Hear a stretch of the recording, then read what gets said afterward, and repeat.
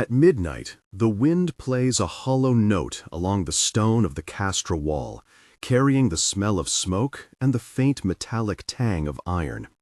Torches gutter, a sentinel coughs in the dark. Behind those walls, tens, sometimes hundreds of men share the cramped, smoky space of a barrack, awake with each other's noises, sharing blankets, stories, wounds, and secrets. Official histories, triumphal columns, and senatorial speeches record banners, logistics, and victories. But what do the walls record that history refused to write down?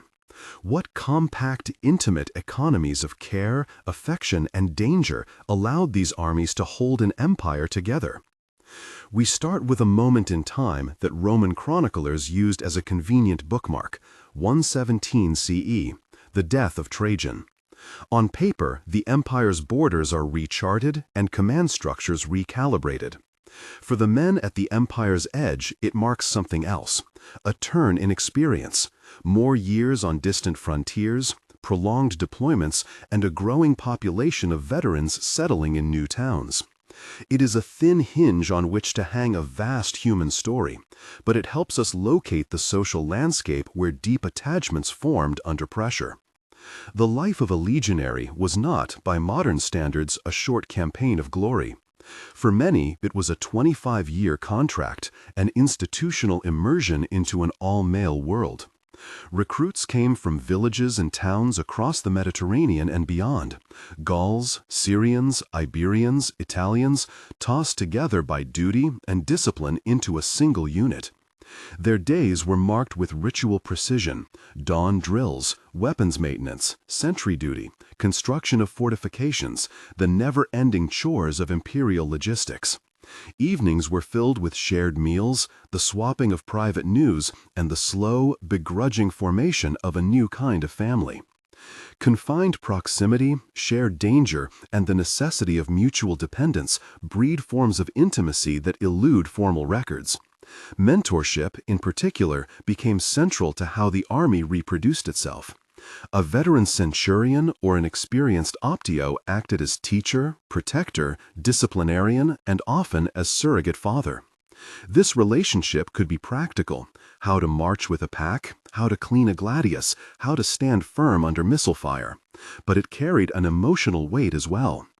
A young recruit needed guidance that went beyond tactics: how to navigate longing for home, how to survive hunger and humiliation, how to keep one's dignity when orders dehumanized. The archaeological record is both fragmentary and startlingly human in this regard. A set of letters excavated at a frontier fort gives us the unscripted voice of soldiers. One such note, its ink faded, its lines crooked from haste, records consolations and small intimacies that are difficult to reconcile with the austere image of the Roman soldier. The names that recur in these scraps, Lucius Atenius, and in another tablet, a Marcus whose name appears paired with the diminutive, Marcello, are not merely proper nouns, they are anchors. When an inscription carved into a tombstone pairs two men, or when a votive tablet dedicates thanks to a god for the safety of my companion, we are listening at the edge of a private conversation. Graffiti on the walls of forts and neighboring towns adds another texture. Some scrawls are crude boasts of courage and conquest. Others are small declarations, names linked with a carved heart, phrases that, in their brevity, betray a tenderness invisible in bronze and edict. At Dura Europos and Vindolanda, scribbles that might once have been laughed off as the transient scribbles of bored men turn out to be loud testaments to the social world inside the barracks. They map friendships, mockery, longing, and grief. It is vital to be cautious about how we translate these traces. Roman notions of honor and role differed from our present-day categories. Where contemporary observers might be tempted to label attachments in modern sexual identity terms, the Romans more often framed relationships by social status and the expectations of performance within a military role.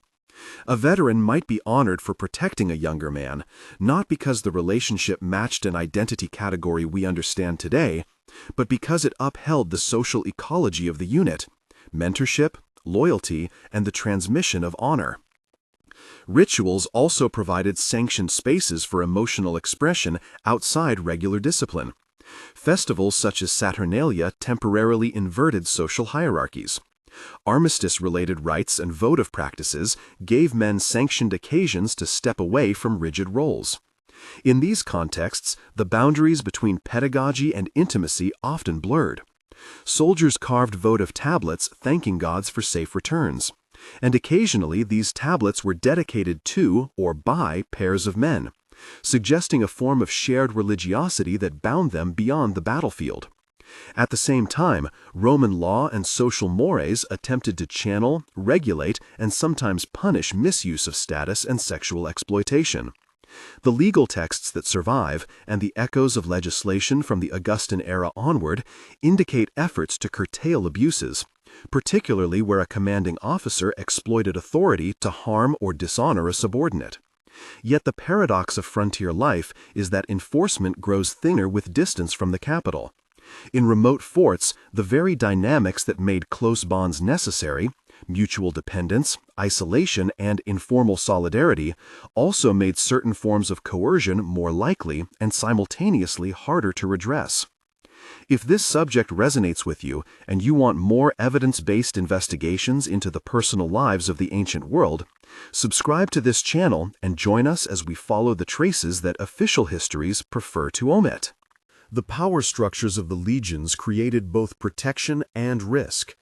Roman society prized reputation and honor, but in the army, reputation was a working tool. It could be weaponized to shield the unit or to wound it. Officers held disciplinary and juridical authority. They could promote, demote, fine, or exile. For a recruit, the favor of a centurion meant better rations, lighter beatings, or swifter advancement. Yet the same concentration of control opened paths to abuse. When a man's entire life, food, shelter, future pension depended on arbiters of honor who also prided themselves on control, the temptation and capacity for exploitation existed alongside genuine mentorships. Some inscriptions and informal reports hint at such abuses and at the attempts to redress them.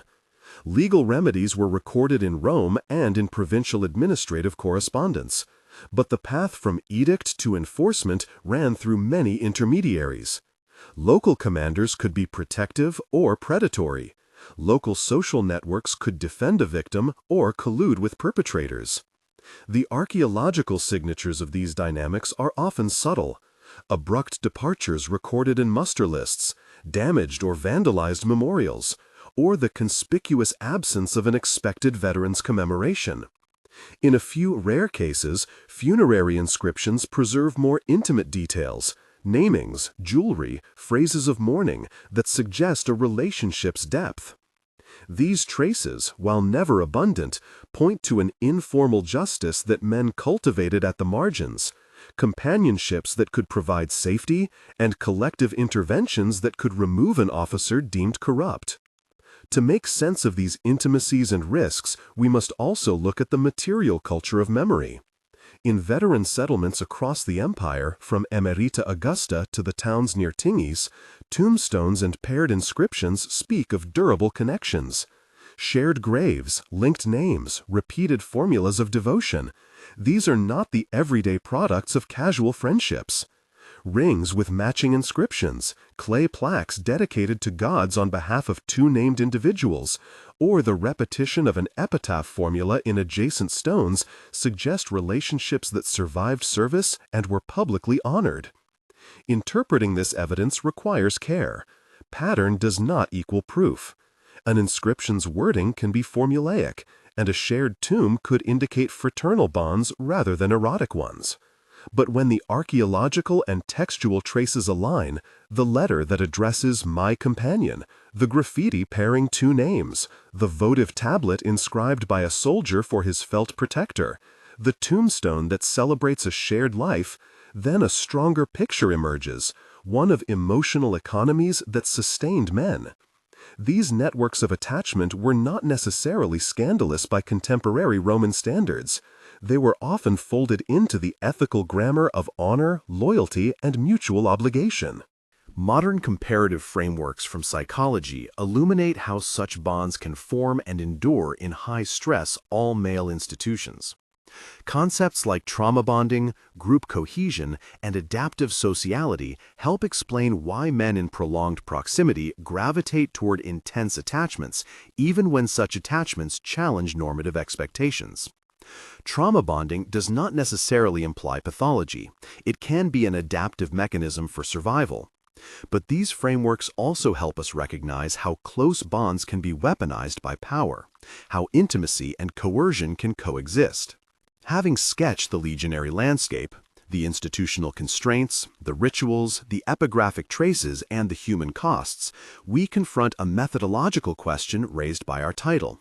The title that brought you here names gladiators rather than legionaries, and with that shift come interpretive hazards and responsibilities. Legionaries and gladiators were different institutions. One fought for the state, the other for spectacle. One enlisted in long-term military service, the other trained in ludi under a lanista. Yet both were often all-male, ritualized, and lived under intense hierarchies. Both were vulnerable to the social stresses of isolation, enforced proximity, and the concentration of physical risk. When we turn to gladiatorial contexts, we must do so explicitly as comparative speculation. The documentary record for gladiators differs from the legionary archive in scope and kind.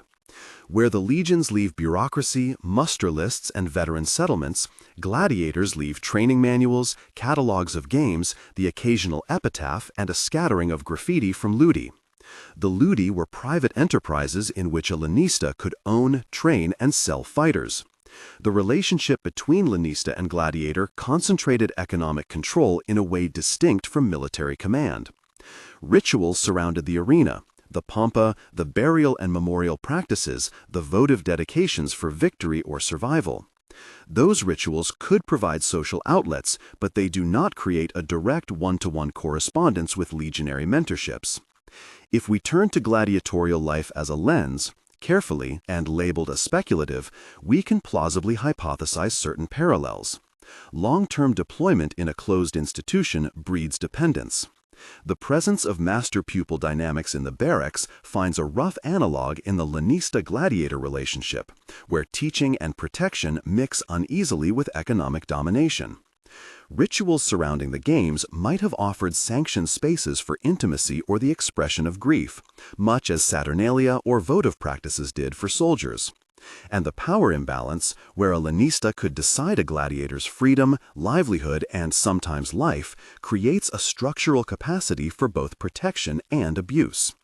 Yet we must not let the electric charge of this title, an implication of horrific secrets, pull us towards sensational claims unsupported by evidence. There are documented cases of exploitation and of punitive measures against those who misused power.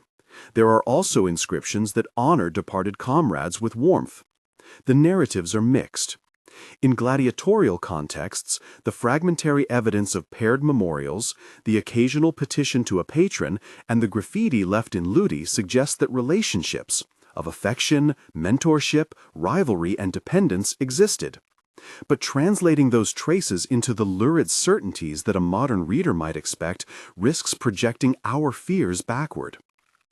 We reach a point where the two strands, legionary documentation and gladiatorial speculation, can be brought into fruitful and cautionary proximity.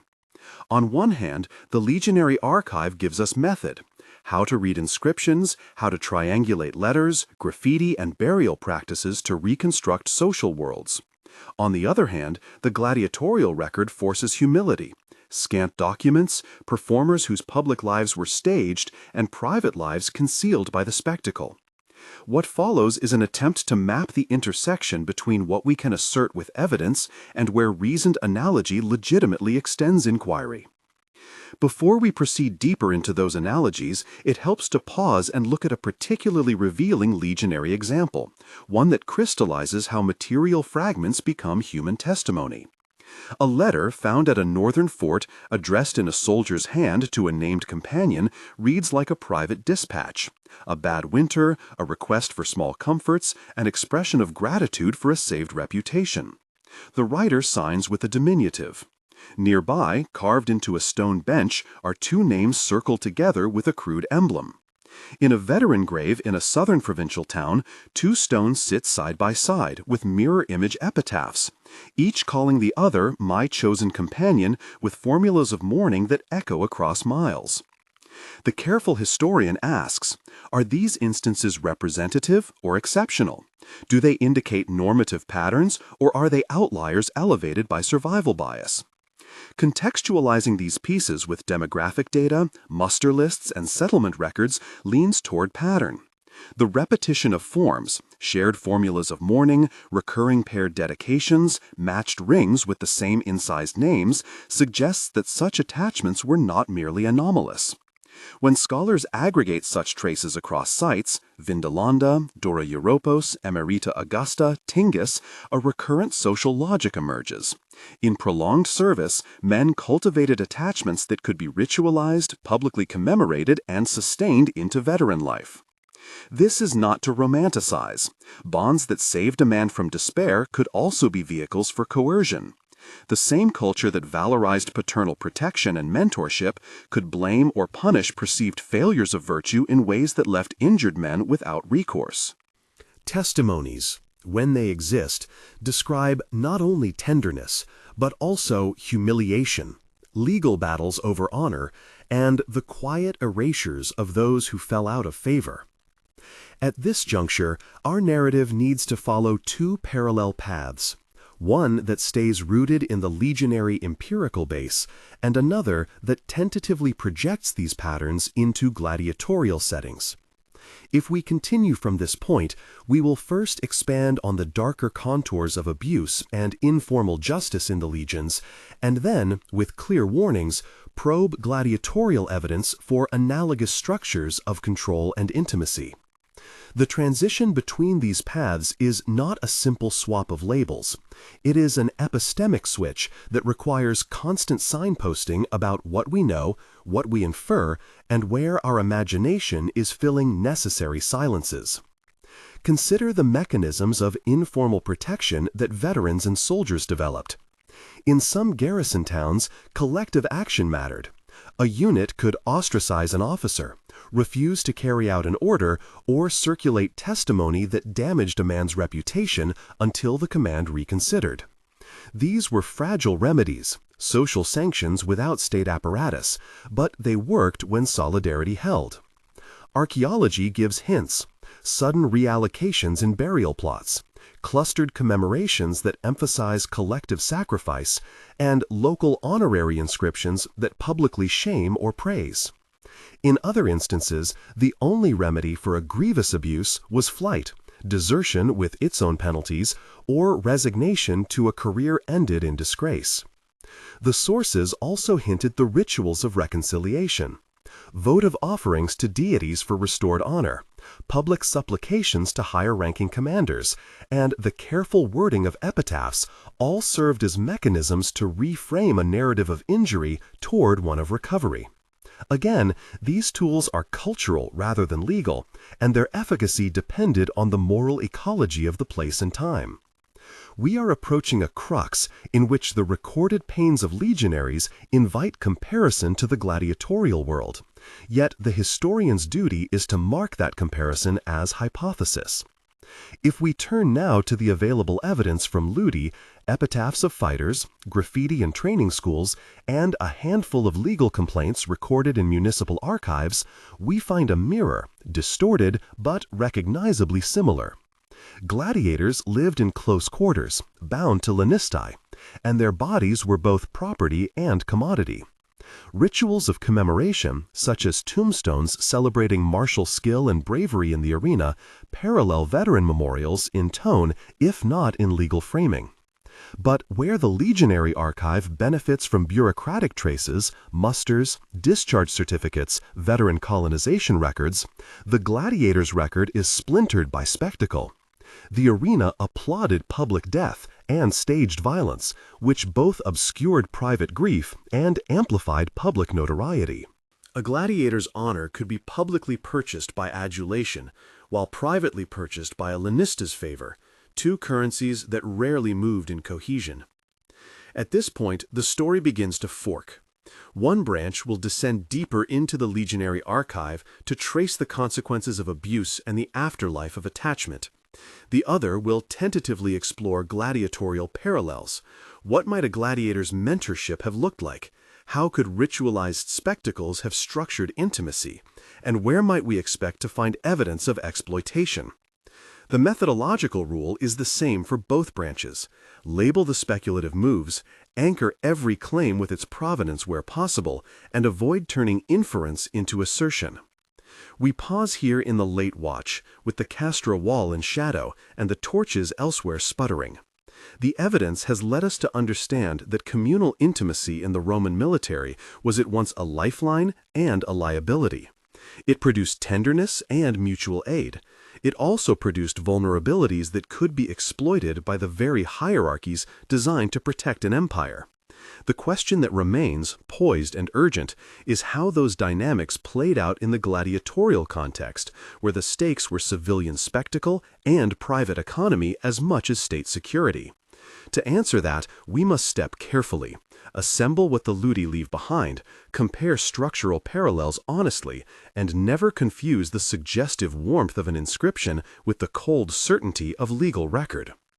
If you want the sources behind the evidence I've been citing, Vindolanda tablets, inscriptions from Emerita and Tingis, graffiti from Dura Europos, and a recommended reading list for deeper study, check the episode notes and the link in the description.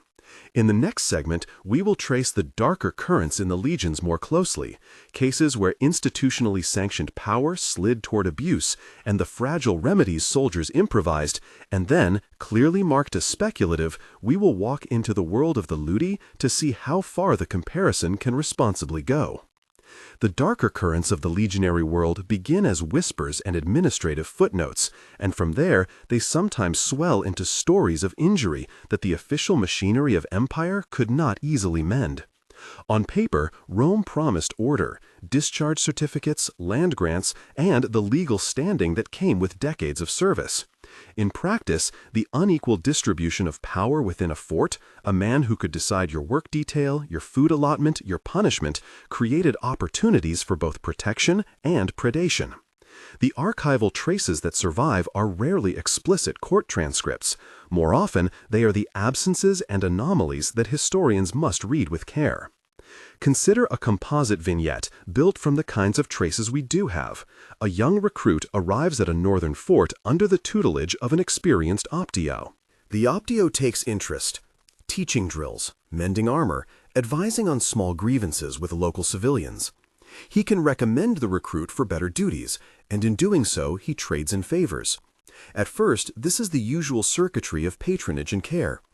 Over time, local rumor circulates. Certain men change their behavior.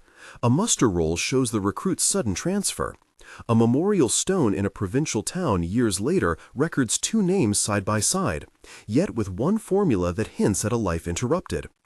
Across multiple sites, Vindolanda's tablets, a muster slip from a Rhine post, a tombstone from Emerita, similar patterns recur. Mentorship provides access and safety, and where the formal systems fail, informal social sanctions or collective interventions sometimes answer for the absent arm of Roman justice. Archaeology and epigraphy give us hints of those informal interventions.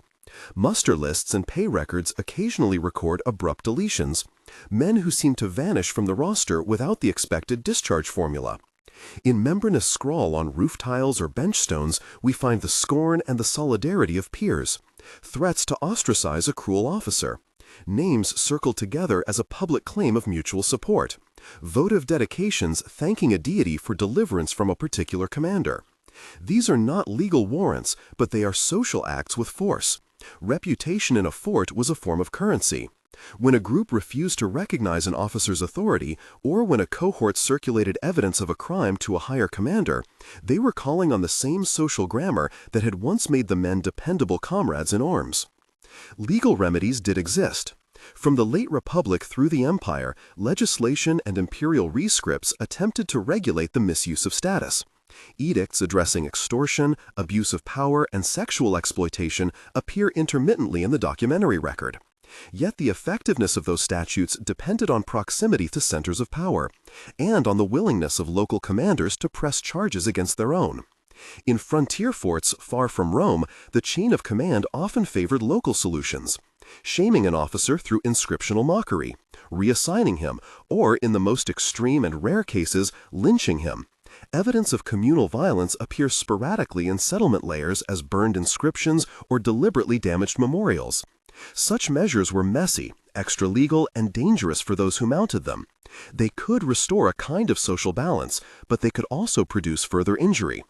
Within the legionary corpus, there are moments when paperwork and emotion intersect. A tablet from Vindolanda reports a personal petition. A correspondence from a provincial archive mentions a complaint forwarded to a provincial governor. These bureaucratic remnants show that soldiers could, and sometimes did, use official channels to contest abuses. Yet the survival bias of the archaeological record means these are the exceptions that left documentary traces. For every petition preserved in clay, there may have been dozens of whispered grievances buried with those who had no voice in the archives. The social remedies, the ostracism, the collective pressure, the votive appeal, contained both risk and resilience. On the one hand, solidarity within a unit could protect vulnerable men from a predatory superior. On the other, the same networks might collude in covering abuses when the offender was too valuable to lose or too closely tied to prevailing power. The archaeological residue of these dynamics is subtle. Clusters of graves that seem to memorialize a group rather than an individual. Rings recovered in pairs from burial contexts. And epitaphs whose formulae conflate public honor with private debt. When a veteran colony near Tingis shows a repetition of paired formulas, and those patterns reappear in inscriptions around Emerita, it suggests institutions of memory that celebrated partnership as much as service. It is important to underscore how tightly embedded these attachments were within Roman conceptions of honor and status. Romans tended to interpret relationships through role performance. A patron protects, a client shows gratitude. A centurion disciplines, a soldier obeys. The social meaning of an attachment, the protectiveness of a veteran, the dependency of a recruit, was often read through this grammar rather than through any modern notion of identity. Thus, the very acts that sustained men, sharing clothing, arranging funerary provision, intervening in a disciplinary hearing, were simultaneously acts that signaled loyalty to the military ethos. They could be read publicly as the cement of the unit and privately as the scaffolding of emotional life. We must also reckon with the anthropology of secrecy. The spaces inside forts, latrines, barrack benches, storage rooms, produced graffiti and marks that functioned as a private language. A scratched heart around two names on a stone bench at Dura Europos. The repeated incised nickname of a man across different walls at Vindolanda. These marks are not legal proof, but they are lived testimony. They say, in shorthand, that someone cared enough to mark the world with that attachment. And sometimes those marks were defensive. A carved prayer for protection, an appeal to a god to restore honor. The religious life of soldiers, often framed in votive offerings, could be as much about social repair as about piety. Dedicated plaques sometimes name both protector and protected, which indicates that the religious sphere offered another avenue to memorialize or protect relationships. This is the point where modern psychology gives us tools without promising answers. Trauma bonding theory, for instance, describes how intense shared stress can create attachments charged with ambivalence, comfort and dependence on one end, fear and exploitation on the other. Group cohesion models explain why units with higher interpersonal trust perform better under stress, and how rituals and shared narratives maintain that trust. Applied to the Roman context, these frameworks do not replace the sources. They offer interpretive scaffolding. They help us understand why a soldier might cling to a mentor even when that mentor's behavior was ambivalent, or why a cohort might prefer a rough internal settlement over the uncertain reach of imperial justice. With this groundwork behind us, we turn, explicitly and with caution, to the gladiatorial world. The pivot is deliberate. Legionaries provide a rich, bureaucratically supported archive from which method flows. Gladiators present a sparser record, and therefore any projection must be labeled as inference or speculation. The title that brought us here names gladiators and evinces a promise of secrets. We must be honest. The gladiatorial record rarely speaks in the registers of private testimony that the legions sometimes do. The ludi were commercial institutions, often privately owned. The lanista controlled fighters' fates as an economic agent. This difference in ownership changes the texture of possible abuses and the mechanisms by which intimacy and exploitation could coexist. Where legionaries depended on a communal contract with the state, gladiators depended on an economic contract with owners. The lanista could recruit, train, buy, and sell fighters. A gladiator's prospects for freedom, pay, or better treatment often lay in the hands of someone whose profit motive could trump paternalistic care. Those circumstances created structural inequalities, dependency not primarily on military promotion but on market valuation. Within that framework, mentorship still existed. The trainer who taught footwork, the senior fighter who tutored the novice, but the asymmetry of power was refracted through ownership and debt. What does the evidence say? On the positive side, the funerary record sometimes commemorates gladiators as brave, and commemorative peers name each other with terms of affection and honor. Inscriptions that honor a fallen fighter, epitaphs that celebrate bravery, and graffiti that praises a favorite all indicate social bonds among gladiators and between gladiators and local communities. In Pompeii, graffiti both mocks and admires fighters. In various amphitheater contexts, dedications to deities by or for fighters reveal a religious dimension to their social world. These traces suggest comradeship, mutual reliance, and the formation of identities within the spectacle. But there are also traces that point to structural risk. A private owner's authority over a fighter's livelihood, combined with the spectacle's demand for physical display and availability, created opportunities for exploitation. Documents, petitions, municipal complaints, and the occasional legal notice recorded instances where owners were accused of cruelty or of treating men as commodities beyond the accepted norms of training and spectacle. Where legal remedies were pursued, they concentrated on property disputes and contractual grievances as much on personal injury. Again, enforcement depended on social networks, patronage, and proximity to an effective legal forum. Here is where we must be explicit about the limits of the record.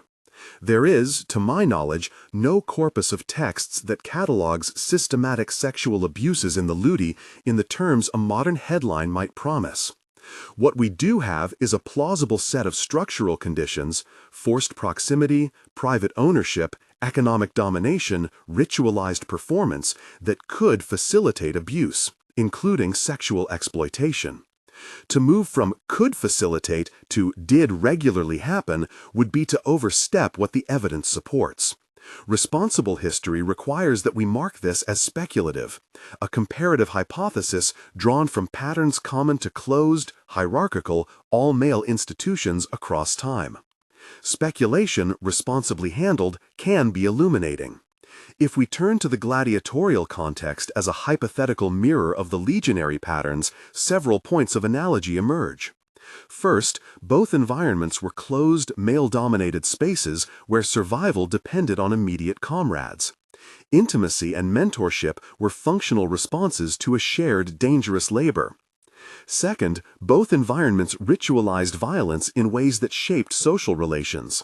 The legion's drills and the ludi's training were rites that bound men and gave meaning to danger. Third, both systems placed men under the authority of figures whose favor controlled access to safety and reward. Centurions and optonians in the legions, lanistae and trainers in the ludi. Fourth, both had religious and commemorative cultures that allowed attachments to be publicly expressed through votives, dedications, and epitaphs. From these analogies, we may infer possible outcomes: the formation of close-knit groups whose loyalty could protect their members, the ritualization of affection into commemorative practices, the risk that authority figures might abuse those under their power, and the presence of mitigatory social responses: peer support, religious dedications, and, when available, legal petitions. These inferences are reasonable. They are not proofs. They are the interpretive moves historians are permitted to make when direct evidence is thin but comparative structures are persuasive. It is also useful to consider how the spectacle of the arena shaped privacy. A gladiator's public life was performative. His private life, when it left traces at all, often surfaced as public memorials or scrawled graffiti. The performance economy could thus obscure the emotional textures that might otherwise be visible: love, mentorship, coercion, rivalry, because the public persona of the gladiator was curated both by owners and by audiences. The very success that could protect a gladiator in one sense, adulation from crowds, popular sponsors, could expose him to further control by those who profited from that success. Where does that leave the question of horrific sexual secrets? The title frames an expectation of lurid revelation. The historian's duty is to resist converting a textured, complex record into a sensational narrative. What we can say with evidentiary support and careful qualification is this: the institutional contexts of both legions and ludi created environments where emotional dependency could be both protective and exploitable. There are documented instances, fragments of petitions, inscriptions, and legal notes that point to misuse of status and to the capacity for coercion. There are many more places where the structure made such misuse possible, and in a few of those places, the archaeology leaves suggestive marks: a paired tombstone, a scratched bench, a votive addressed for a companion's safety. Beyond that, assertions about frequent or systematic sexual crimes in gladiatorial settings exceed what the surviving evidence can sustain. This is not a deflation of the suffering that may have occurred.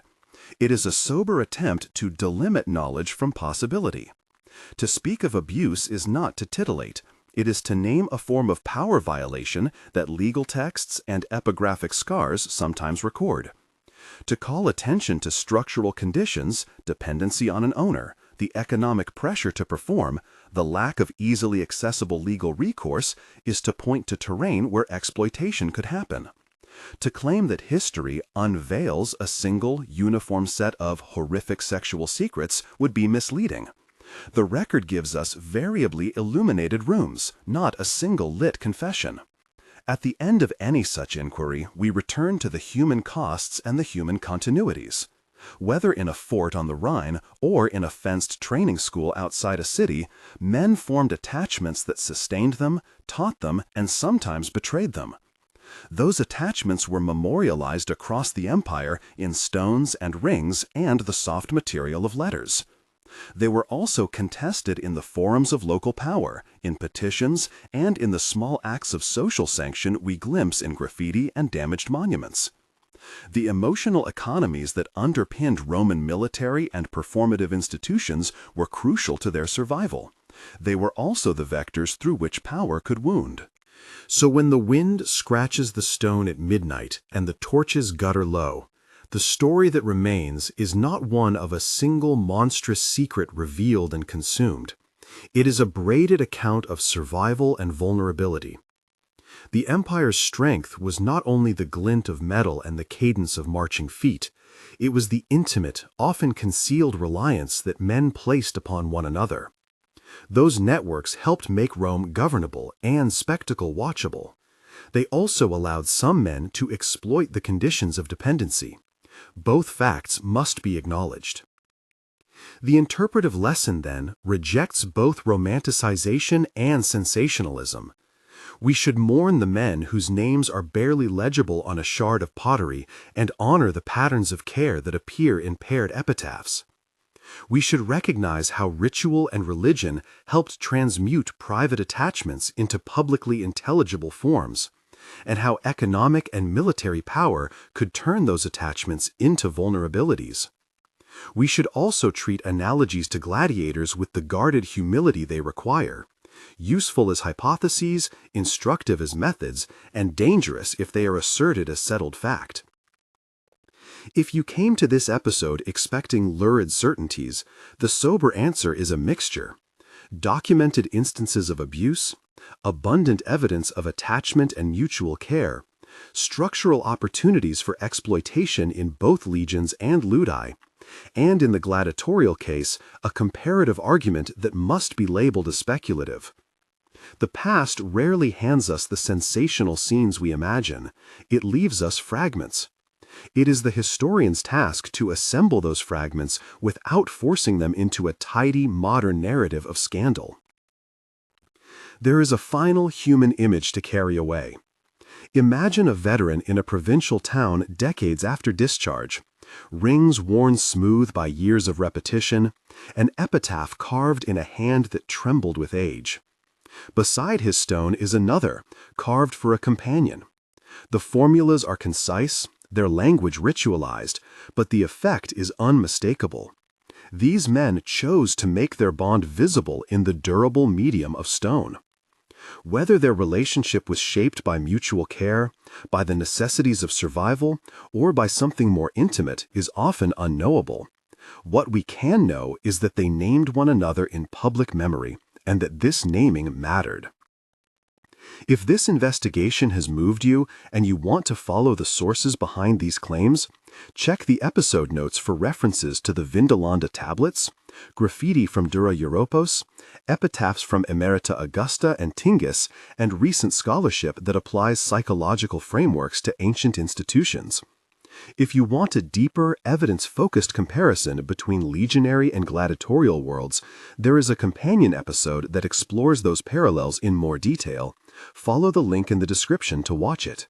And finally, if this episode helped you see the ancient world with more nuance, share it with someone who values careful history. We owe the past our best effort at understanding.